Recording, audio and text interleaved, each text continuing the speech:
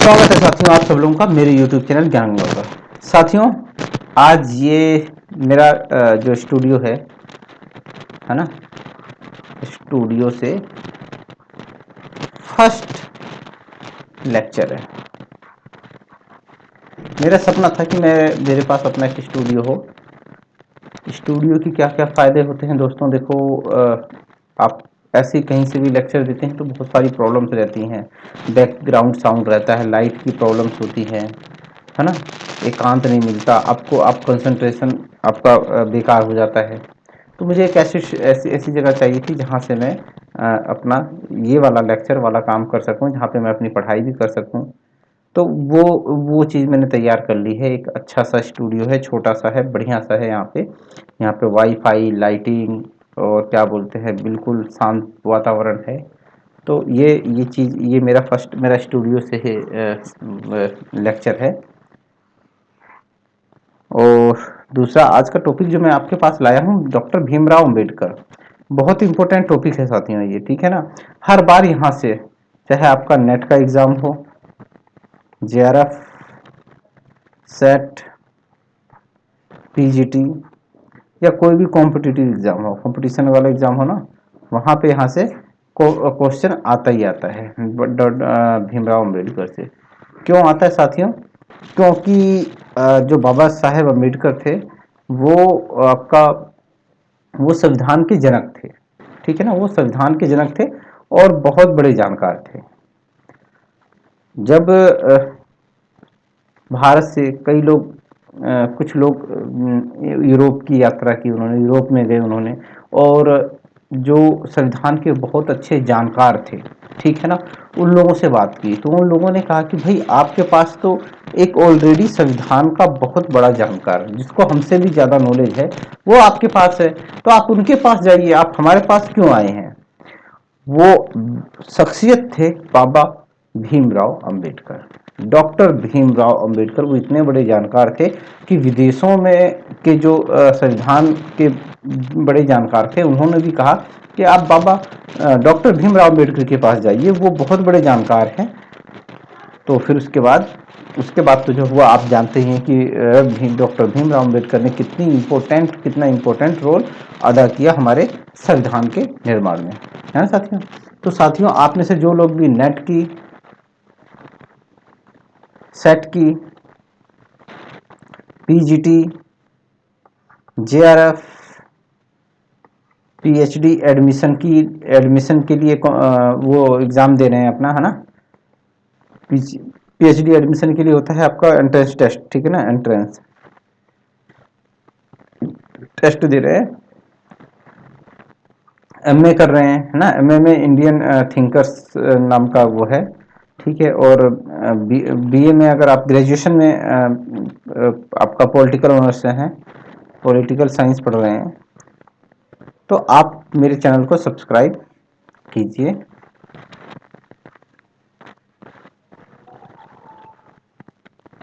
Like कीजिए, share कीजिए, और ठीक है ना। तो दोस्तों शुरू करते हैं। ये 1891 से लेकर इनका टाइम जो है 1956 तक का है, याद रखना। डॉक्टर भीमराव अंबेडकर के बारे में जानने से पहले उनके बारे में, उनकी जीवन के बारे में कुछ छोटी छोटी चीज़ें हैं, बहुत इंपॉर्टेंट है, क्वेश्चन यहाँ से बनते हैं। वो एक बार मैं आपको बताता हूँ। ये इनका जन्म था मरु छावनी, ये कहाँ है, इंदौर मध्य प्रदेश में, ठीक है ना। तो यहाँ पे इनका जन्म हुआ था, ठीक है। उच्च शिक्षा इन्होंने जो प्राप्त की थी, जो वो थे ना बड़ौदा के महाराज, ठीक है ना, महाराज, उनकी मदद से उन्होंने छात्रवृत्ति जो दी थी, उसकी मदद से ये स्कूल ऑफ इकोनॉमिक्स लंदन, उस समय का बहुत अभी भी माना हुआ स्कूल है, ठीक है ना। School of economics London, Columbia विश्वविद्यालय, ठीक है ना, संयुक्त राज्य अमेरिका। तो इतने बड़े बड़े विश्वविद्यालय जो पूरे वर्ल्ड लेवल पे माने हुए, वहां पे इन्होंने पढ़ाई की, ठीक है ना। 1924 में इन्होंने अपनी एक सभा बनाई थी, जिसे बहिष्कृत हितकारिणी सभा, ठीक है ना। मतलब जो बहिष्कृत किए हुए लोग हैं उनके हित में कार्य करने के लिए एक सभा का गठन किया था 1924 में। 1927 में इन्होंने दो संघ की स्थापना की थी, समाज समता संघ और समता सैनिक संघ की स्थापना की थी। ये वाला क्वेश्चन आया हुआ है। ये क्वेश्चन पीजीटी में आया हुआ है, ठीक है ना। 1927 में महार सत्याग्रह चालू किया, ये भी क्वेश्चन आया हुआ है। महार सत्याग्रह का संबंध किससे है? कुएं और मंदिर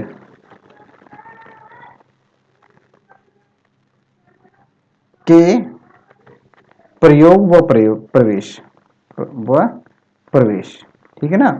इसमें क्या होता था कि भाई जो मंदिरों के अंदर में दलित जो अछूत लोगों थे उनके प्रवेश की मनाही थी, वो मंदिर में नहीं आ सकते थे और कुएं से उनको पानी नहीं पीने दिया जाता था, ठीक है ना। तो इस वजह से महार सत्याग्रह बाबा अम्बेडकर जी ने चलाया था। उसके बाद 1936 में इंडिपेंडेंट लेबर पार्टी का गठन किया इन्होंने।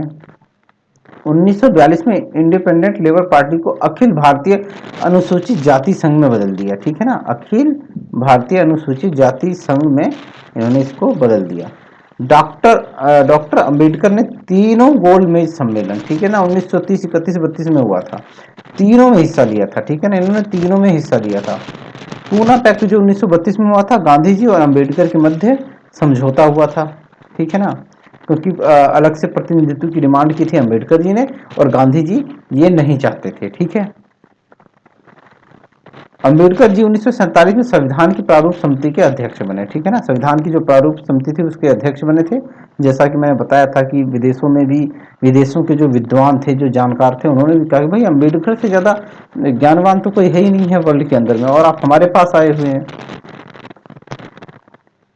1947 में ही ये क्या हुआ था कि ये नेहरू मंत्रिमंडल के वो बने थे, मंत्री बने थे, लेकिन उन्होंने फिर इस्तीफा दे दिया क्योंकि ये एक हिंदू कोड बिल लेके आए थे, ठीक है ना। हिंदू कोड बिल 1991 में हिंदू कोड बिल लेके आए थे और इस पे मतभेद होने के कारण अंबेडकर जी ने मंत्रिमंडल से इस्तीफा दे दिया था।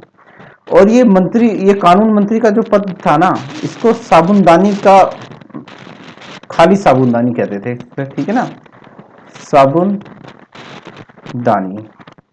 साबुनदानी का काम क्या होता है? सिर्फ साबुन रखने के काम में आता है, ठीक है ना, साबुन रखने के काम में आता है। उसी तरह से ये कानून मंत्री का जो पद था ना, उसका देखो, नेहरू के मंत्रिमंडल में मंत्री भी थे और नेहरू जी की आलोचना भी करते थे।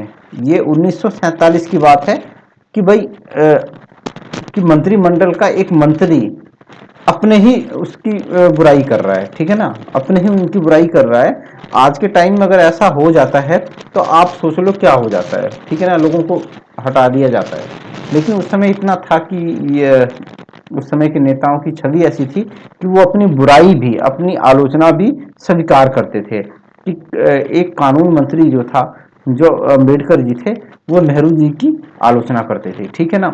हिंदू कोड बिल जो था, ये हिंदू कोड बिल था, इसमें इन्होंने महिलाओं के जो उत्तराधिकार के नियम थे, तलाक के नियम थे, उससे संबंधित कई सारे कानूनों का सेट था वो, ठीक है। जब इन्होंने ये बिल पेश किया तो नेहरू जी का कहना था कि भाई इतने सारे अगर हम अचानक एक बार में अगर इसको अगर लागू करेंगे तो हमारे इसमें जो हमारी जो ये पूरा का पूरा जो क्या बोलते हैं लोकसभा है, ठीक है, इसके अंदर बहुत सारे लोग ऐसे हैं पितृत्ववादी हैं, पितृ सत्तात्मक सत्ता का समर्थन करते हैं, तो वो क्या करेंगे, वो इसको एक्सेप्ट नहीं करेंगे, स्वीकार नहीं करेंगे। इसीलिए हमें क्या करना चाहिए, हमें धीरे धीरे इनको लागू करना चाहिए, ठीक है ना। इतने सारे इतने बड़े कानून को एक साथ हम लागू नहीं कर सकते हैं। और इस चीज अंबेडकर चाहते थे कि भाई एक बार में लागू कर दिया जाए। जब लागू नहीं हुआ तो अंबेडकर जी ने मंत्रिमंडल से इस्तीफा दे दिया। आज की डेट में क्या कोई मंत्रिमंडल से इस्तीफा देगा सिर्फ इसलिए कि ये कानून पास नहीं किया गया है, ठीक है ना। और क्या कोई प्रधानमंत्री होगा जो अपनी आलोचना स्वीकार करेगा? नहीं करेगा। तो ये दोस्तों उस समय के नेता थे, ये अपने निजी स्वार्थों से ऊपर उठे हुए नेता थे, अपनी आलोचना भी स्वीकार करते थे ये लोग, ठीक है ना। आज के डेट में तो कोई बोल नहीं सकता, कोई अपनी आवाज उठा नहीं सकता है, ठीक है ना। 1955 में अंबेडकर जी भारतीय बौद्ध महासभा बनाई, ठीक है ना। तो ये याद रखना, 1955 में भारतीय बौद्ध महासभा बनाई। डॉक्टर अंबेडकर जी को आधुनिक युग का मनु, ठीक है ना, आधुनिक युग का मनु, भारतीय संविधान का पिता और 21वीं सदी का 20वीं सदी का स्मृतिकार कहा जाता है, ठीक है ना। अंबेडकर जी के 3 आदर्श थे, गौतम बुद्ध, कबीर और ज्योतिबा फूले, ठीक है। तो ये बात मैंने याद रख दी। यहाँ से जो आपका क्या बोलते हैं, यहाँ से क्वेश्चन जो आ सकता है ये आ सकता है कि भाई ये जो ये क्रम है ना, बहिष्हितकारिणी सभा, बहिष्हितकारिणी सभा,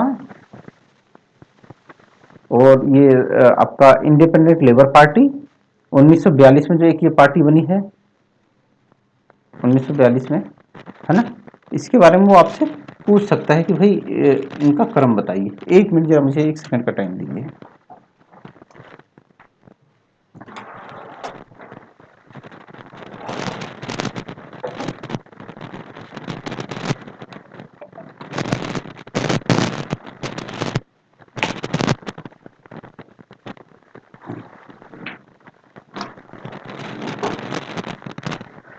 तो ये इनसे ये आपसे पूछा जा सकता है कि भाई इनका क्रम कीजिए, ठीक है ना। ये आपको ऑप्शन अलग अलग दे सकते हैं, तो आपको याद रखना, पहले हितकारिणी सभा का गठन हुआ, फिर इंडिपेंडेंट लेबर पार्टी, फिर उसके बाद अखिल भारतीय अनुसूचित जाति संघ में बदल दिया गया।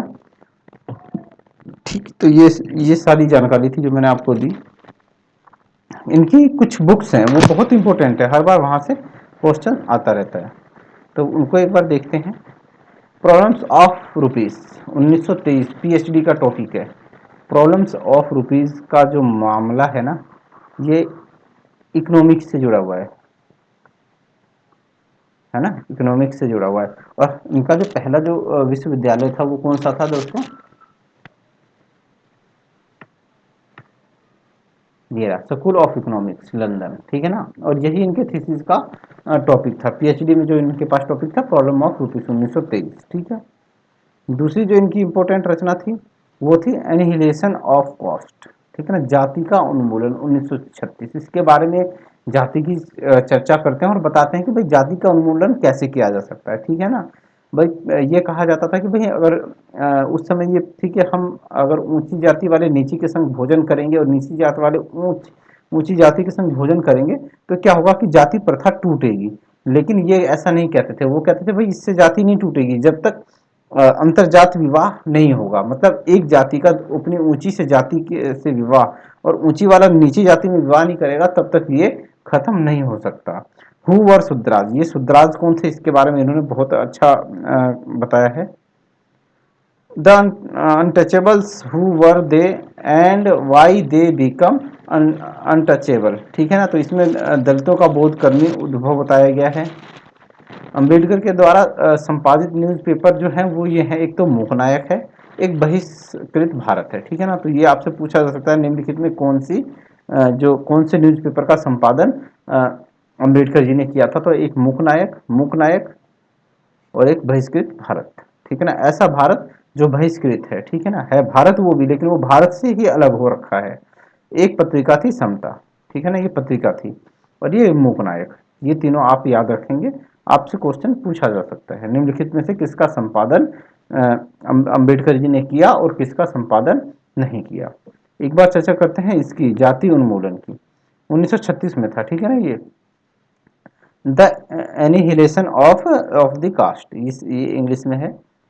ये एक क्या था, ये एक भाषण था साथियों, जो आपका संतराम बीए का जो एक कॉलेज था लाहौर में, वहां पे जात पात तोड़ो मंडल का वार्षिक अधिवेशन, वहां पे इनको ये भाषण अपना पढ़ना था, ठीक है ना। तो वहां पे इनको ये भाषण पढ़ना था, लेकिन वहां पे जो हिंदू विचार वाले लोग थे ना, हिंदू कट्टरपंथी थे, उनको ये बात पता चल गई कि भाई यहाँ पे जो अंबेडकर जी आएंगे तो वो क्या करेंगे कि हिंदू ये जो जात पात है ना इसके ऊपर जरूर बोलेंगे, ठीक है ना, इस पे जरूर बोलेंगे। और उन्होंने प्लान बना लिया कि भाई हम इसको होने ही नहीं देंगे, ठीक है ना, इस सम्मेलन को बेकार कर देंगे। और जब ये पता चला तो ये सम्मेलन रद्द कर दिया गया, ठीक है ना। ये सम्मेलन फिर रद्द कर दिया गया और अंबेडकर जी ने इसी भाषण भाषण को पुस्तक का रूप दे दिया, ठीक है ना, इसी भाषण को पुस्तक का रूप दे दिया। और इसी के अंदर इन्होंने ये कहा कि भाई ये अंतरजातीय भोजन करने से जो है आपका ये जो प्रथा है, जाति प्रथा है, ये नहीं खत्म होगी। अगर इसको खत्म करना है तो हमें क्या करना पड़ेगा, हमको अंतरजातीय विवाह करना पड़ेगा, तब ये प्रथा खत्म होगी, ठीक है। अगर मान लो सपोज करो जैसे आपका बेटा है ना, आपका बेटा किसी निम्न जाति की लड़की से शादी कर लेता है, ठीक है ना, तो वो आपकी बहू हो गई, ठीक है ना। अब आप अपनी बहू से कैसे वो करोगे, कैसे उसका अपमान करोगे, कैसे उससे घृणा करोगे, नहीं कर सकते, ठीक है ना, क्योंकि आपका बेटा उससे प्रेम करता है, ठीक है ना। तो ये चीज थी। अगर मान लो जैसे हमारी बेटी है, हमारी बेटी किसी निम्न जाति के लड़के से शादी कर लेती, तो हम क्या नहीं, हम उसका वो नहीं कर सकते, हम उसको मार नहीं सकते, पीट नहीं सकते, उसका अपमान नहीं कर सकते, ठीक है ना। तो ये यही एक चीज उन्होंने बताई कि अगर अंतः जाति विवाह ही जो है वो निषेध कर सकती है जाति प्रथा का, दूसरा कोई मार्ग नहीं है, ठीक है ना। साथ भोजन करने से नहीं होगा, खून का मिश्रण होगा, जाति प्रथा अपने आप खत्म हो जाएगी साथियों।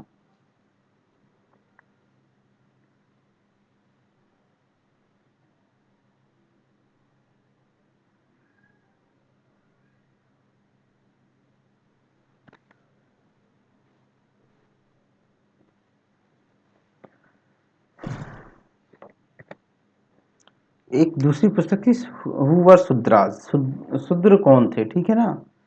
तो जो इस रचना में इन्होंने जाति व्यवस्था को वेदों के आधार पर, ठीक है ना, स्पष्ट किया है, मतलब वेदों के आधार पर इन्होंने स्पष्ट किया है।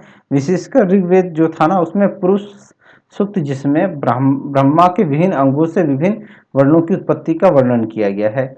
यह एक जगह अम्बेडकर जी ने लिखा कि शूद्र व क्षत्रिय थे, ठीक है ना, शूद्र व क्षत्रिय थे जिनका ब्राह्मणों ने उपनयन संस्कार बंद कर दिया था, ठीक है। तो ये अभी हम आगे और डिस्कस करेंगे कि शूद्र कौन थे, ठीक है। अब अंबेडकर जी का वैचारिक दृष्टिकोण जो है, ठीक है ना, इसको हम करेंगे। अब अंबेडकर जी जो थे ये प्रगतिशील अतिवादी थे।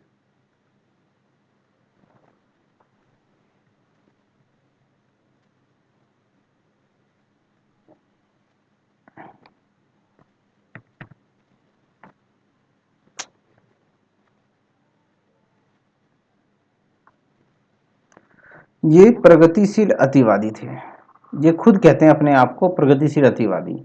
ये उदारवाद, संसदीय लोकतंत्र, ठीक है, संसदीय लोकतंत्र और समता मूलक समाज के समर्थक थे। मतलब उदारवाद के समर्थक थे ये, संसदीय लोकतंत्र के भी समर्थक थे, और समता समता मूलक समाज, ऐसा समाज जहाँ पे सब बराबर हों, इसका ये समर्थन करते थे।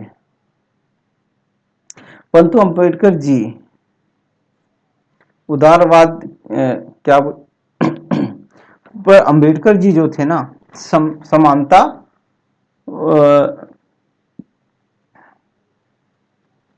हाँ ये क्या लिखा हो, ये क्या लिख दिया, क्या टाइप हो गया, परंतु अम्बेडकर जी जातिवादी कभी कभी, हाँ हाँ हाँ, ठीक है ठीक है ठीक है ठीक है ठीक है। श्याम श्याम होगा, श्याम, श्याम, हाँ ये स्वयं ही है। परंतु अम्बेडकर जी स्वयं को उदारवादी व मार्क्सवादियों से अलग प्रगतिशील अतिवादी तथा कभी कभी प्रगतिशील रूढ़िवादी भी कहते थे। अब दोस्तों क्या था, बेशक ये क्या बोलते हैं, इनको ये इसका समर्थन करते थे उदारवाद, लेकिन उदारवाद के अंदर जो थे ना कुछ चीजें थी, वो उसको वो जो था उदारवाद में जो क्या होता है कि उदारवाद जो है वो प्रतियोगिता पे बल देता है, ठीक है ना, क्या करता है वो प्रतियोगिता पर बल देता है, और ये समानता का क्या करता है, का विरोध करता है, ठीक है ना, का विरोध करता है, क्या करता है, उदारवाद समानता का विरोध करता है, ठीक है ना। ये स्वतंत्रता का तो समर्थन करता है, ये स्वतंत्रता का तो स्वतंत्र समर्थन करता है, लेकिन समानता का क्या करता है, विरोध करता है। उसी तरह मार्क्सवाद जो है ना, ये क्या करता है, ये समानता का तो समर्थन करता है,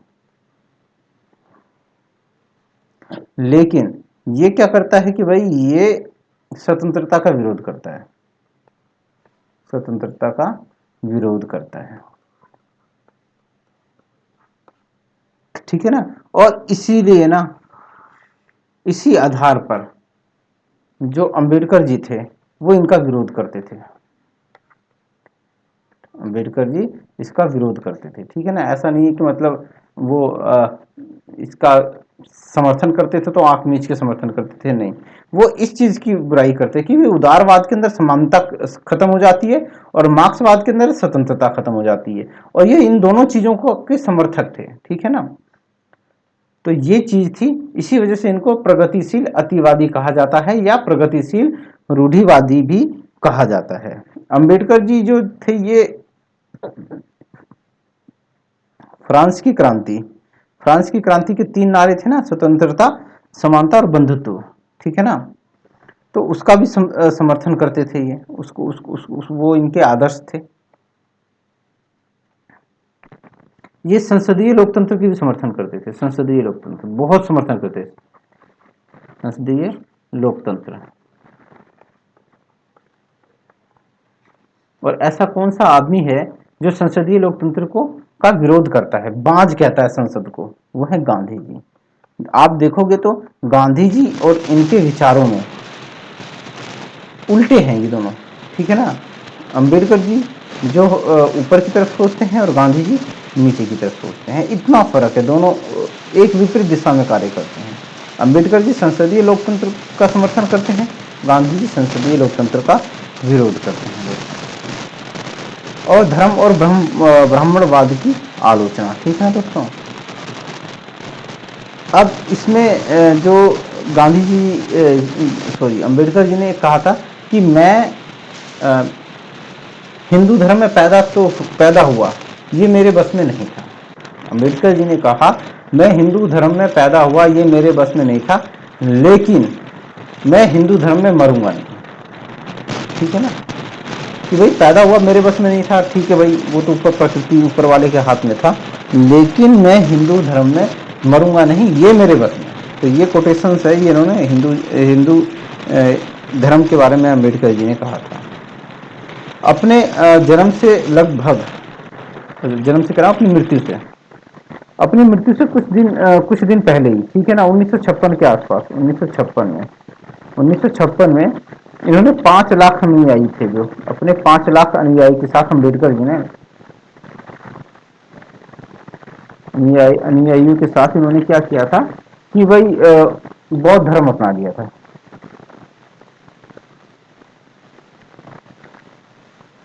धर्म को स्वीकार किया था, इन्होंने बौद्ध धर्म को स्वीकार कर लिया था। और कहाँ था? नागपुर, नागपुर में।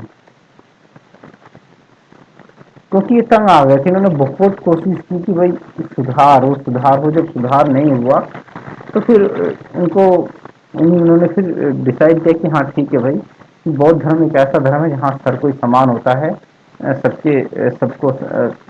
सबको समान नजरों से देखा जाता है, कोई ऊंचा नीचा, कोई ऊपर नीचे, अछूत अस्पृश्यता, ये चीज नहीं है।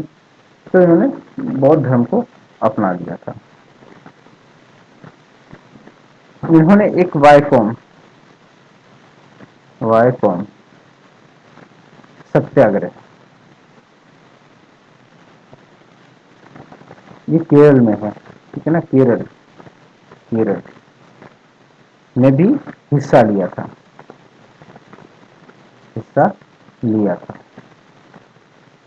ये क्या है? ये धार्मिक स्वतंत्रता से संबंधित है, धार्मिक स्वतंत्रता, धार्मिक स्वतंत्रता से है, ठीक है ना। और क्या कहते हैं? ये कहते हैं कि भाई इनके अनुसार हिंदू धर्म श्रेणीबद्ध असमानता,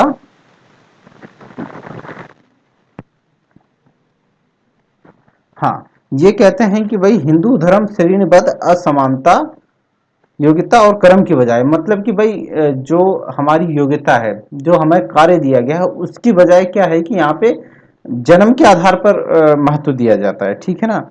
जन्म के आधार पर उसको क्या दिया जाता है, जो हिंदू हमारा धर्म है वो क्या होता है, कर्म हो गया, योग्यता, विवेक, इन सब चीजों को छोड़ के क्या जन्म के आधार पर, भाग्य के आधार पर, इन सब चीजों को महत्व देता है, ठीक है ना। लोग कहते हैं ना कि यार ये निम्न जाति में पैदा हुआ, ये इसका भाग्य है, ठीक है ना। ये निम्न जाति में पैदा हुआ, ये क्या बोलते हैं, उच्च अधिकारी नहीं बन सकता, ये इसका भाग्य है।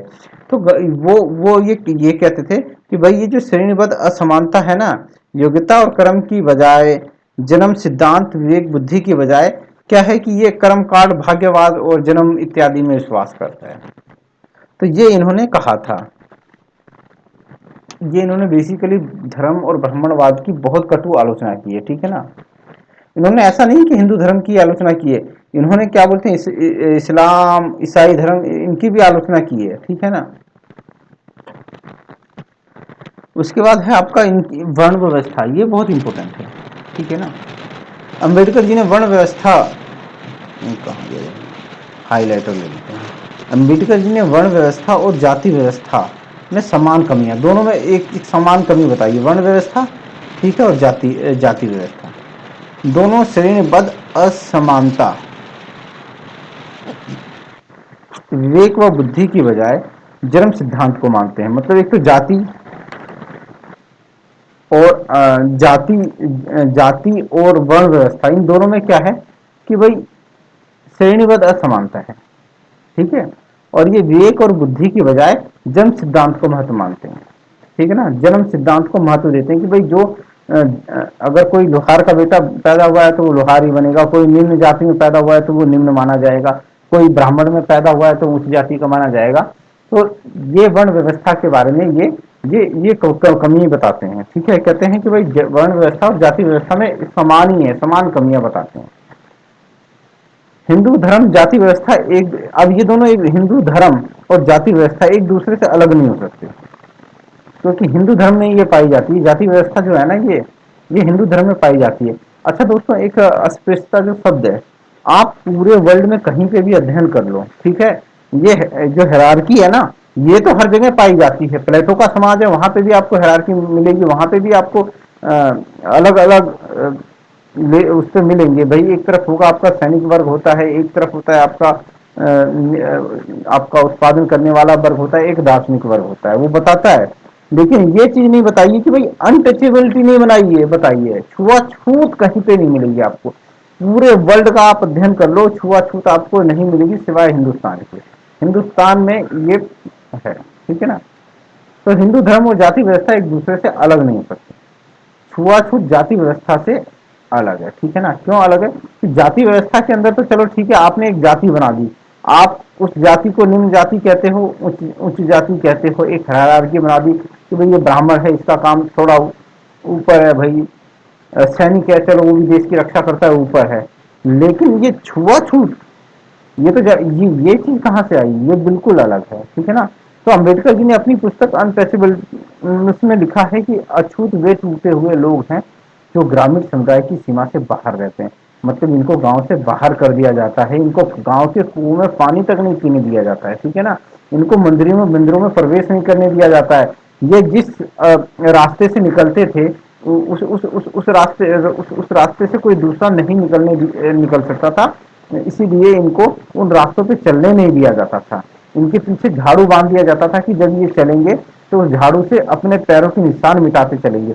आप देखो ये कितना निर्दयतापूर्ण कार्य है कि आप एक ऐसा इंसान है, उसको आपने मतलब इतना वो कर दिया कि मतलब उसके पैर के निशान जहाँ पे पड़ेंगे वहां पे वो अपशकुन होगा, वहां पे वो अशुद्ध हो जाएगी जगह। ऐसा इतना आप सोच नहीं सकते। अब ये सोचिए कितनी मानवीयता का कितना बड़ा हनन है। और ये हमारे हिंदू धर्म के अंदर में था कि भाई एक आदमी जिसको हमने क्या बोलते बिना तर्क के बिना सोचे समझे अछूत घोषित कर दिया, और उसके पीछे हमने कहा कि भाई तू जहां जाएगा अपने पैर के निशान मिटाते हुए चलेगा, ठीक है ना। तो अछूत वे टूटे हुए लोग थे जो ग्रामीण समुदाय की सीमा के बाहर रहते थे। हमें तो अम्बेडकर जी का बहुत बहुत धन्यवाद करना चाहिए कि अगर वो नहीं होते तो आज हिंदू समाज कितना पीछे होता, कितना पीछे होता, हिंदू समाज पीछे होता, और दलितों का तो क्या हाल होता वो आप समझ सकते हैं।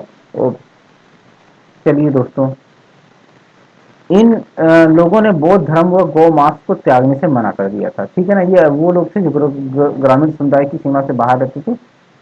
इन लोगों ने बौद्ध धर्म व गौ मांस को त्यागने से मना कर दिया था, अतः इन्हें अछूत बना दिया गया। क्यों? क्योंकि ये गौ मांस नहीं, इन्होंने वो नहीं किया था। इसके लिए अगर आप जैसे ब्रोकन मैन, इनका ब्रोकन मैन जो होता है, इनकी एक अवधारणा है टूटे हुए आदमी, ब्रोकन मैन। क्वेश्चन सीधे यही पूछ लेगा आपसे कि ब्रोकन मैन किससे की अवधारणा किससे संबंधित है ना, किसने दी?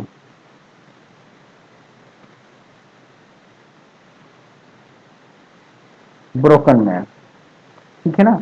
तो ये किसने, ये जो है ये ब्रोकन मैन के बारे में किसने बताया?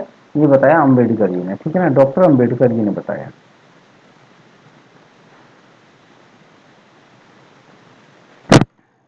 अब ये ब्रोकन मैन थे, वो समाज के वो लोग थे जिन्हें क्या बोलते हैं, वर्ण व्यवस्था के जरिए हाशिए पे धकेल दिया गया, पीछे कर दिया गया था, ठीक है। परिणाम स्वरूप इन समूहों ने समानता गरिमापूर्ण जीवन हेतु बौद्ध धर्म अपना लिया। ये बौद्ध बन गए थे जब इनको ढकेल दिया गया, अलग कर दिया गया, तो इन्होंने बौद्ध धर्म को अपना लिया। और ये जो आदमी थे, ये ब्रोकन मैन थे, ये ब्राह्मणों से नफरत करते थे, उनके विरोधी थे ये, ठीक है ना। और कुछ समय के बाद ब्राह्मणों के दबाव की वजह से ब्रोकनमैन वापस हिंदू में, अब इन्होंने ब्राह्मण इनको वापस लाना भी चाहते थे कि भाई ये हिंदू धर्म में आ जाए। तो कुछ हिंदू तो वापस आ गए, लेकिन कुछ बौद्ध धर्मी ही बने रहे, बौद्ध धर्मी बने रहे, वो नहीं आए वापस, ठीक है ना, वो वापस नहीं आए। ठीक है, इसके लिए तो अगर आप इसको और डिटेल से पढ़ना चाहते हैं तो आपको क्या बोलते हैं, इनका ये वाला पढ़ना पड़ेगा, इनका एक पुस्तक है, ठीक है, वर्ण व्यवस्था के ऊपर, उसको आपको पढ़ना पड़ेगा। लेकिन ये मान लो कि भाई बौद्ध ब्राह्मण में से कुछ जो ब्राह्मण थे, ये दोनों शुरू में क्षत्रिय थे, इनमें से कुछ क्षत्रियों और ब्राह्मणों की, ब्राह्मणों और क्षत्रियों में जब मतभेद हुआ, तो कुछ कुछ लोगों ने जाके वो अपने उनके संग मतलब एक प्रकार से भेदभाव किया गया, तो वो किस में चले गए, वो बौद्ध धर्म में चले गए। और बौद्ध धर्म में चले गए, तो बौद्ध धर्म में जाने के बाद थे वो भी क्षत्रिय, ब्राह्मणों की तरह उनके पास भी ताकत पावर्स ज्यादा थी, ठीक है। तो इनको जब समाज से बाहर निकाल दिया गया, तो बाद में इनको वापस लाने की कोशिश की गई।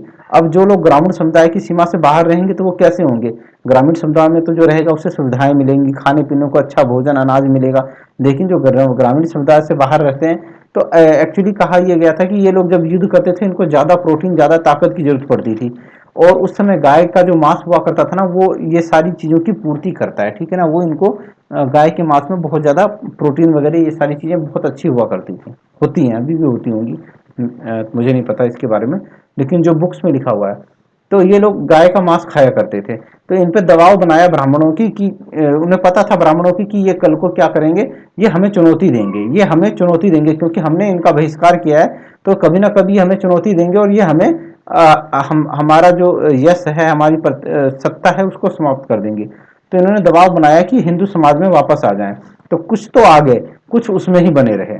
तो जब वो उसके अंदर बने रहे, तो इन्होंने क्या किया कि भाई इनको कैसे बिल्कुल तोड़ दिया जाए, खत्म कर दिया जाए। इन्होंने कहा कि भाई ये तो गाय का मांस खाते हैं, और गाय हमारी माता है, हमारे लिए पवित्र जंतु है, इसीलिए अछूत है, ठीक है ना। यहां से अछूत चालू होता है, ये अंबेडकर जी के यहाँ से है, ठीक है ना। अंबेडकर जी ने बताया ये, कि अंबेडकर जी ने जो इसके ऊपर अपना रिसर्च किया, खोज की, छानबीन की, उसके आधार पर ये इन्होंने ये बताया कि भाई ये इन्होंने क्या किया कि ब्राह्मणों ने गौ का जो मांस है ना, वो उन्होंने ये कहा कि भाई गाय तो हमारी माता है। ये पौराणिक ग्रंथों के अंदर भी आपने कामधेनु वगैरह इनका नाम सुना होगा। और हम जिसको माता मानते हैं, ये हमारी माता का मांस खाते हैं, इसीलिए क्या है, ये अछूत है, ठीक है। तो इन्हें क्या कर दिया गया, अछूत बना दिया गया। यहीं से अस्पृश्यता, छुआछूत का स्टार्ट हुआ, यहीं से इसका जन्म हुआ। और इसको समाप्त करने के लिए इन्होंने कहा कि भाई साथ भोजन करने से ये कभी नहीं समाप्त होगा, हमें क्या करना पड़ेगा, अंतर जातीय विवाह करना पड़ेगा, तभी ये खत्म होगी। और इसकी पहली जिम्मेदारी किसकी है, ये अछूतों की है। उन्हें शिक्षित होना होगा, संगठित होना पड़ेगा, और आगे बढ़ना पड़ेगा, ठीक है ना। और अछूत का नेतृत्व अछूत ही करेगा, ठीक है ना। तो ये है ब्रोकन मैन का कॉन्सेप्ट जो है, ठीक है ना। पूछा नहीं है, पूछ सकते हैं कभी भी। चलिए दोस्तों, आगे बढ़ते हैं। सामाजिक न्याय, अंबेडकर जी का मत था कि अछूतों को सामाजिक न्याय देना अनिवार्य है भाई। सामाजिक, राजनीतिक और आर्थिक हाशियाकरण से निकालने में मुख्य भूमिका में लाना है। और उसके लिए क्या होगा, सामाजिक न्याय की स्थापना करनी पड़ेगी, ठीक है ना। इसके लिए अंबेडकर जी ने 3 प्रकार के उपाय बताए। स्वायत्त राजनीतिक प्रतिनिधित्व, ठीक है ना। स्वायत्त राजनीतिक प्रतिनिधित्व मतलब इनका अलग से राजनीतिक प्रतिनिधित्व होना चाहिए राजनीति में, ठीक है ना। राजनीति में पृथक प्रतिनिधित्व या आरक्षण, ये होना चाहिए। अगर ये होगा, तभी हमें क्या होगा, हमें सामाजिक न्याय प्राप्त होगा। वंचित समूह को सार्वजनिक रोजगार में आरक्षण, ये दूसरा था, ठीक ना। पहला क्या था, स्वायत्त राजनीतिक प्रतिनिधित्व, यानी राजनीति में पृथक प्रतिनिधित्व या आरक्षण मिलना चाहिए।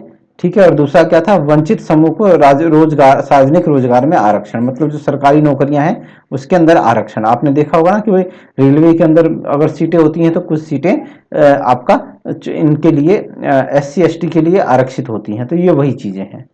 इन सब के लिए सार्वजनिक विवेक के बजाय निश्चित संवैधानिक उपाय। तो मतलब ये नहीं कि भाई विवेक के भरोसे नहीं छोड़ा जा सकता, क्योंकि विवेक इन विचारों में आएगा कहाँ से, जब ये शुरू से ही अंत तक शोषित ही रहे, इनका शोषण ही हुआ है, तो इनसे वैसे विवेक की उम्मीद तो नहीं कर सकते ना कि जो उच्च जाति के लोग करते हैं। भाई उच्च जाति के लोगों के पास पैसा भी था, उनका मनोबल भी ऊपर था, उनको ज्यादा सुविधाएं मिली थी, तो उनके पास ज्यादा विवेक है। तो निश्चित संवैधानिक उपाय, ठीक है ना। तो ये बातें याद रखना आप लोग। अब अम्बेडकर जी ने विरोध किस किस का किया है, ये बहुत इंपॉर्टेंट है, बहुत आलोचना की है। सबसे पहले तो ये कांग्रेस की आलोचना करते हैं, इसको धर्मशाला कहते हैं, धर्मशाला, धर्मशाला संगठन कहते हैं। क्या, धर्मशाला संगठन। और देख लो ये कानून मंत्री थे, कानून मंत्री थे आपका नेहरू के उसमें कैबिनेट में। आज क्या किसी के अंदर हिम्मत है, किसी कैबिनेट मंत्री की हिम्मत है कि वो मतलब अपनी पार्टी के अपने मंत्रिमंडल के विरोध में कुछ बोल सकता है? नहीं बोल सकता है। लेकिन वहां इतनी हिम्मत थी कि अंबेडकर जी ने बोला, और इतनी हिम्मत थी कि नेहरू जी ने उसे स्वीकार किया। अंबेडकर कांग्रेस को धर्मशाला संगठन कहते थे। कांग्रेस शोषित व शोषितों की जमात है, मतलब ऐसे लोग हैं जो शोषित, शोषण करते हैं, शोषित भी होते हैं, जो ऐसी जमात है, ये ऐसा कहते थे। यह जमात राजनीतिक स्वतंत्रता प्राप्त करने के लिए, मतलब राजनीतिक स्वतंत्रता प्राप्त करने के लिए ठीक है, लेकिन समाज का नवीकरण के लिए ठीक नहीं है। समाज को एक नया समाज नहीं बना सकती है। क्यों? क्योंकि ये वही लोग हैं, शोषण करने वाले लोग हैं और शोषित लोग हैं। इनकी सोच जो है वो वहीं तक, राजनीतिक स्वतंत्रता तक ठीक है, लेकिन समाज को नया नहीं बना सकते। समाज को नया कैसे बनाएंगे, जब समाज में छुआछूत, ठीक है, जाति प्रथा, ऊंच नीच, इन सब चीजों की समाप्ति होगी, तभी तो समाज नया बनेगा। ठीक है। तो यही अम्बेडकर जी कहते हैं कि ये क्या, ये धर्मशाला संगठन है, ये शोषितों और शोषितों की जमात है। ये राजनीतिक स्वतंत्रता के लिए तो ठीक है, लेकिन समाज को नया नहीं बना सकती है। कांग्रेस और साम्यवादी पार्टी दोनों ऊंची जाति वालों की पार्टी कह के इसकी आलोचना करते थे। अब जाहिर सी बात है, कांग्रेस में आप ज्यादातर देखोगे तो ऊंची जाति के ही लोग थे, निम्न जाति के लोग तो थे नहीं। और सेम वही कहानी साम्यवादी पार्टी के अंदर भी थी। गांधी जी का विरोध करते हैं बहुत ज्यादा, गांधी जी के तो कट्टर आलोचक हैं ये, ठीक है ना। परंपरागत हिंदूवाद की सभी बुराइयां गांधी में, ये इनका कोटेशन है, ठीक है ना, कि परंपरागत हिंदूवाद में। अब क्या बोलते हैं गांधी जी, क्या कहते हैं कि ये वर्ण व्यवस्था का समर्थन करते थे। गांधी जी वर्ण व्यवस्था का समर्थन करते थे, छुआछूत वगैरह का नहीं करते थे। तो इस आधार पर अम्बेडकर जी गांधी जी का विरोध करते थे। वो कहते थे, गांधी जी कहते थे कि भाई अगर मान लो, अगर इससे वर्ण व्यवस्था, अगर बेटे लोहार का बेटा जो होता है वो लोहार बने तो इसमें कोई बुराई नहीं है, क्योंकि उसको वो जो लोहार वाले जो कार्य है ना, उसकी जो निपुणता, उसका जो कौशल है, वो पुश्तैनी प्राप्त होता है ना, उसको वो पुश्तैनी प्राप्त होता है। तो वो उस तरह के, वो गांधी जी उसके वर्ण व्यवस्था के समर्थक थे, लेकिन वो किसी भी काम को छोटा या बड़ा नहीं मानते थे। अभी क्या है कि जो, अगर आप परंपरागत उसमें देखोगे, उसमें क्या होता है कि भाई कार्य को छोटा बड़ा समझा जाता है, कार्य को छोटा बड़ा। अब ब्राह्मण क्या है, पूजा पाठ करेगा, है ना, पूजा पाठ। और वो क्या करेगा, लोहार, धोबी, ये सब क्या करेंगे, ये कपड़ा साफ करेंगे, लोहे का काम करेंगे। तो इनके काम को छोटा समझा जाता था, छोटा समझा जाता था। गांधी जी नहीं कहते, गांधी जी कहते भाई कोई काम छोटा बड़ा नहीं है, सारे सब कामों का महत्व है। जितना वकील का महत्व है, उतना ही क्या बोलते हैं आपका, एक लोहार का या एक बाल काटने वाले के कार्य का भी उतना ही महत्व है। गांधी जी ऐसा बोलते थे, वो काम को छोटा बड़ा नहीं करते थे, ठीक है ना। तो इस चीज का ये मतलब समझना कि मतलब कि गांधी जी वर्ण व्यवस्था के समर्थक का मतलब समर्थक थे या विरोध थे। जो पहले से चली आ रही थी वर्ण व्यवस्था थे, उसके समर्थक नहीं थे।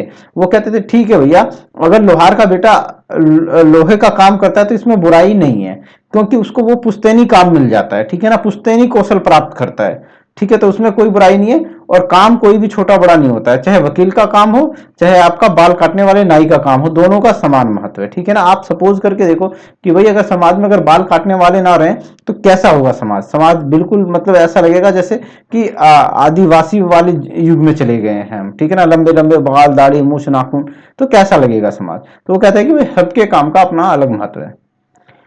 अब गांधी जी ने जो निम्न जाति के लोग थे उनको हरिजन शब्द दिया था, हरिजन।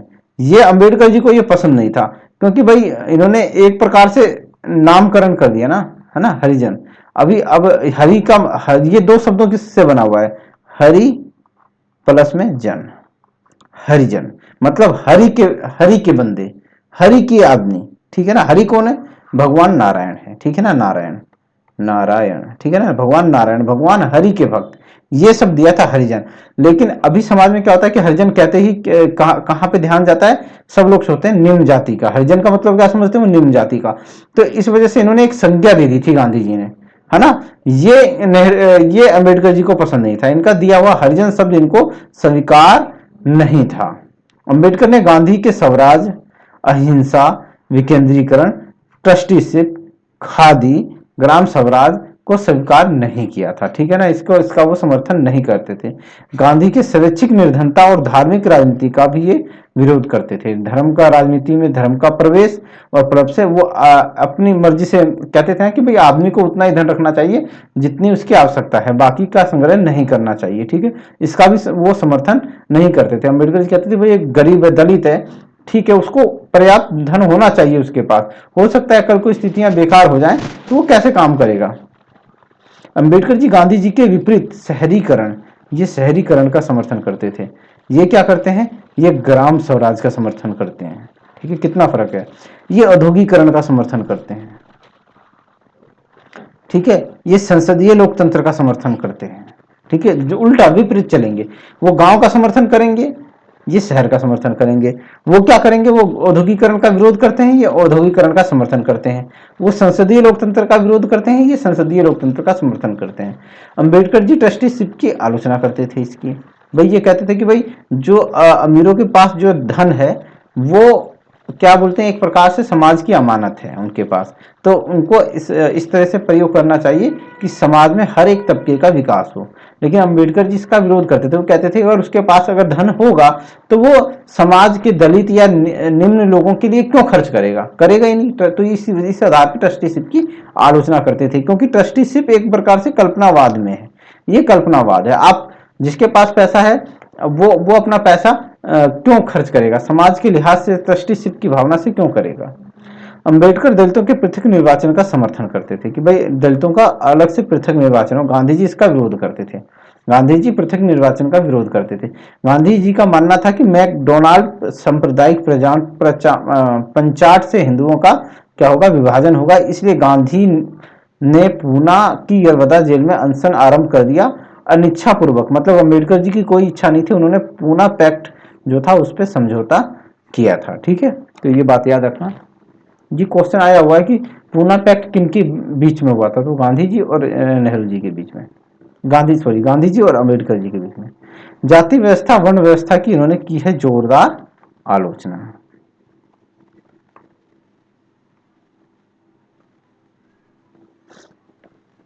अंबेडकर ने हिंदू वर्ण व्यवस्था की तुलना प्लेटो, ये प्लेटो है, प्लेटो की सामाजिक व्यवस्था से कर इसकी आलोचना की है। अब प्लेटो की सामाजिक व्यवस्था क्या कहता है कि भाई वो वर्गों का बात करता है, एक दार्शनिक वर्ग होगा, एक आपका सैनिक वर्ग होगा, एक उत्पादक वर्ग होगा। ठीक है ना, वैसी बात की है। तो इन्होंने हिंदू वर्ण व्यवस्था की भी उससे तुलना की है और उसका क्या किया है, इसकी आलोचना की है। अंबेडकर जाति श्रद्धा के आरोही पैमाने व अवमानना के अवरोही पैमाने पर आधारित है। इसका मतलब ये है कि भाई जो ये एक जाति व्यवस्था है, जाति व्यवस्था है, ठीक है ना, जाति व्यवस्था है। ये एक सबसे टॉप पर एक जाति है, फिर नीचे ये जाति है, ठीक है ना, ऊपर से नीचे की तरफ चलती है, ये ऐसे चल रही है। एक ये जाति है, ये जाति है, ये अलग अलग जातियां, ये 5 जातियां हैं। ठीक है, अब क्या है कि भाई ये ये जो जाति है ना, ये वाली तीसरे नंबर की जाति, ये दूसरे नंबर की क्या करता है, को समाप्त करना चाहती है। ठीक है ना, इसको तो समाप्त करना चाहती है कि भाई ये ऊपर वाले हैं ना, ये 1 नंबर वाले, ये 2 नंबर वाले, ये हमारा क्या करते हैं, शोषण करते हैं। ये 3 नंबर वाला कह रहा है कि ये जो जातियां हैं ये हमारा करती हैं शोषण, तो इनको तो ये समाप्त करना चाहता है, लेकिन इनको समाप्त नहीं करना चाहता है, इनको समाप्त नहीं करना चाहता। वो चाहता है कि ये निम्न बने रहें, ये निम्न रहें। ठीक है ना, ये खत्म ना हो। क्यों खत्म ना हो, अगर ये खत्म हो गए तो ये सब ये इनके बराबर हो जाएगा। ठीक है ना, क्या हो जाएगा, ये इनके बराबर हो जाएगा। ठीक है, तो इसकी प्रतिष्ठा क्या हो जाएगी, खत्म हो जाएगी। प्रतिष्ठा प्रतिष्ठा सम्मान समाप्त हो जाएगा, सम्मान प्रतिष्ठा सम्मान समाप्त हो जाएगा। तो कहने का मतलब यह है कि हर एक जाति जो है, ठीक है ना, वो अपने से उच्च जाति को तो समाप्त करना चाहती है, लेकिन अपने से निम्न जाति को बनाए रखना चाहती है। ठीक है ना, ऊपर वाली जाति को तो समाप्त करना चाहते हैं और नीचे वाली जाति को वो बनाए रखना चाहते हैं। ठीक है ना, तो इसी को इन्होंने आरोही पैमाने व अवमानना क्या, अवरोही पैमाने पर आधारित माना। ठीक है ना, तो यही चीज है कि मतलब हर एक उच्च जाति अपने से निम्न जाति को तो बनाए रखना चाहती है, उच्च जाति को खत्म करना चाहती है, और जब तक ये सोच होगी तब तक खत्म ही नहीं होगी ये। पंचायती राज का विरोध, अंबेडकर गांव को उदासीनता के अड्डे कहते हैं। ठीक है ना, तो ये याद रखना, उदासीनता के अड्डे किसको कहते हैं, क्वेश्चन सीधा पूछेगा। अंबेडकर जी उदासीनता के अड्डे किसको कहते हैं, तो गांव को कहते हैं। अतः वहां शहरीकरण करना होगा। ठीक है ना, उदासीनता होती है जहां पे भाई परंपरागत रीति रिवाज चलते रहते हैं, नयापन वो लाते नहीं है, नए नए पुरानी परंपराओं रीति रिवाजों में परिवर्तन नहीं करते हैं।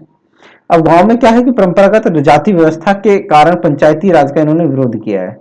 ये कहते थे कि भाई ये जो सबसे ज्यादा ये जो होता है ना, ये ऊंचा नीचा अछूत जाति व्यवस्था, ये सब क्या ये गांव में ही होती है ज्यादातर, शहर में बहुत कम होता है, गांव में ही ज्यादा होती है। इसीलिए इन्होंने गांव को कहा कि गांव का क्या कर दो, शहरीकरण कर दो। ठीक है ना, शहरों जैसे बनाओ। जब वो शहरों की तरफ बढ़ेंगे तो उनका ये वाला जो विचार है ना, ये जाति प्रथा ये वो सब खत्म हो जाएगा। एक कारखाना है, एक कारखाना, इसके अंदर 100 मजदूर चाहिए, 100 मजदूर चाहिए, तो मालिक को ये नहीं देखना है कि भाई कौन सी किस जाति से है, उनको 100 मजदूर चाहिए, उसको 100 मजदूर चाहिए, मजदूर चाहिए, चाहे वो फिर किसी भी जाति के हों। ठीक है ना, किसी जाति के हों, इससे कोई मतलब नहीं है, इससे कोई मतलब नहीं है, बस 100 मजदूर मिलने चाहिए। तो यहाँ पे क्या होता है, ये समानता पर आधारित है, समानता। लेकिन गांव में क्या है, गांव में ये सब चीजें नहीं होती हैं। गांव में क्या होता है कि ये ऊंची जाति का है, ये नीची जाति का है, इसको यहाँ प्रवेश मत करने दो, ये मत करने दो, वो मत करने दो। इसीलिए इन्होंने गांव का विरोध किया है। ठीक है ना, गांव में शहरीकरण का समर्थन किया है। 1942 के बाद जब भारत छोड़ो आंदोलन शुरू हुआ था, तो अंबेडकर जी ने भारत छोड़ो आंदोलन का विरोध किया था, और उन्होंने कहा ये गांधी जो है ना, ये उत्तरदायीपूर्ण और पागलपन भरा कार्य उन्होंने बताया था इसको। इन्होंने मनुवादी सोच का विरोध किया था। मनुस्मृति है ना, उसको इन्होंने जला दिया था। ठीक है ना, क्योंकि वो शोषणकारी व्यवस्था का समर्थन करती है। आप अगर आपको पढ़ना है ना, मनुस्मृति को पढ़ लो तो आपको पता चलेगा कि भाई कितना ज्यादा मनुस्मृति के अंदर में छोटी जातियों के लिए कितना ज्यादा मतलब जहर है, वो चीज है। ठीक है ना, तो इन्होंने 1927 में अंबेडकर जी ने जो है ना मनुस्मृति की प्रतियां जलाई दी थी। ठीक है ना, उनको जला दिया था, जबकि मनुस्मृति का बहुत ज्यादा महत्व है हमारे हिंदू धर्म के अंदर में। ठीक है, तो गांधी जी ने कहा था कि डॉक्टर अंबेडकर हिंदू धर्म के लिए क्या है, एक चुनौती है, और वाकई में ये चुनौती है। ऐसी चुनौती नहीं है, हिंदू धर्म को खत्म नहीं करना चाहते थे, ये धर्म का सुधार करना चाहते थे, सुधार करना चाहते थे। भाई धर्म के नाम पे हम किसी का शोषण नहीं कर सकते थे। हिंदू धर्म में हो क्या रहा था, हिंदू धर्म में तो शोषण ही हो रहा था 1947 तक। ठीक है ना, उसके बाद जाके अधिकार मिलने शुरू हुए। वीर पूजा का विरोध।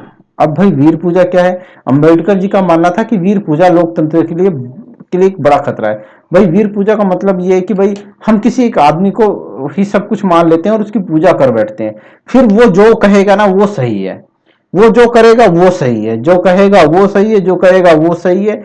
वो कहेगा पूरब पश्चिम है तो वाकई में पश्चिम है, दिन को रात कहेगा तो वो ठीक है रात है, तो ये होती है वीर पूजा। हम आंख मीच कर उसकी बातों में विश्वास करने लगते हैं, अंधभक्ति करने लगते हैं। ठीक है, तो अगर भाई भक्ति में तो ठीक है, भगवान है, भगवान राम की बात मानो, लेकिन राजनीतिक जीवन के अंदर में ये चीजें खतरनाक हैं, ये लोकतंत्र के की हत्या करती हैं। ठीक है ना, ठीक है ना।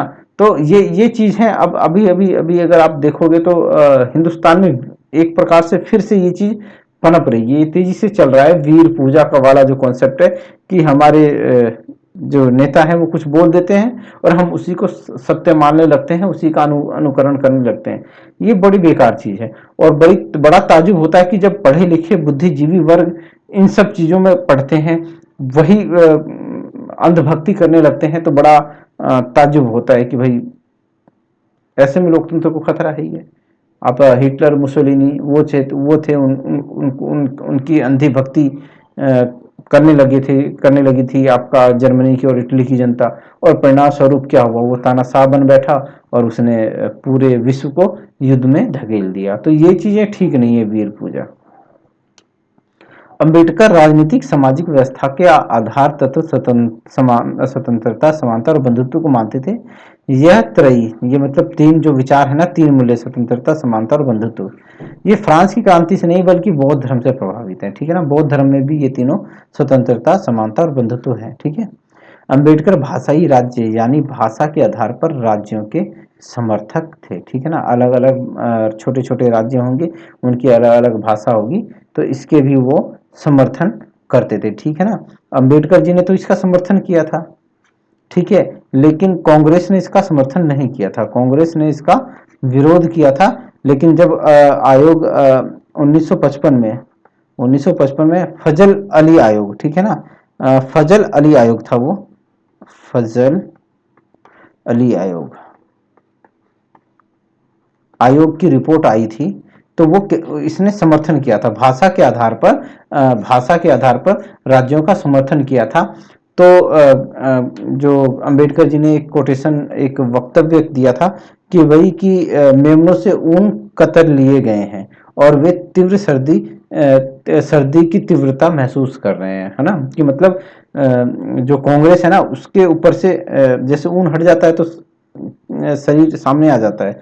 तो उन्होंने कहा था कि भाई जो ये जो कह रहे थे कि भाई भाषा के आधार पर राज्यों का गठन ठीक नहीं है, तो उसके उसी के ही उसमें उन्होंने कहा था कि मेमनों से ऊन उतार लिया गया है और उनको अब तीव्र सर्दी महसूस हो रही है। ठीक है, तो दोस्तों ये था एक मेरा लेक्चर जो मैंने आप लोगों को दिया, है ना। और उम्मीद है कि आप लोगों को ये लेक्चर पसंद आया होगा। लेकिन अगर आप लोगों को पसंद आया है तो आप लोग ज़्यादा से ज़्यादा लाइक कीजिए, शेयर कीजिए, सब्सक्राइब कीजिए,